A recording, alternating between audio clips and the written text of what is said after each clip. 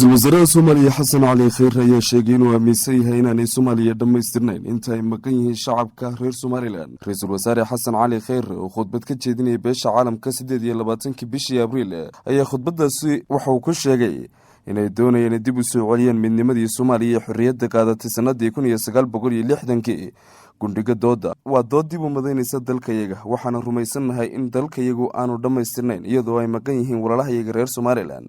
sidaas ayaa uu khudbadiisa kaga jeediyey ra-iisul wasaare xasan cali kheyre, isaguna intaasi uu raaciyey waxaanu rabnaa inaan dib u dhisno soomaaliyadii aanu xorriyadda ka wada qaadanay, ayuu yidhi xasan cali kheyre gumaystiyey sanadii 1960.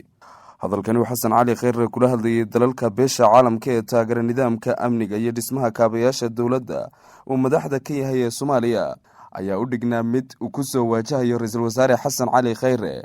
hadaladii iyo sidoo kale wararkii dhowaanahanba sheegayey in uu hogaaminayo wadahadalada u dhexeeya dowladaha somalilan iyo sidoo kale soomaaliya, taasi oo dhowaanahanba dhanka siyaasadda iyo sidoo kale marka la eego labada dowladood dhexdoodaba muran weyne uu ka taagnaa.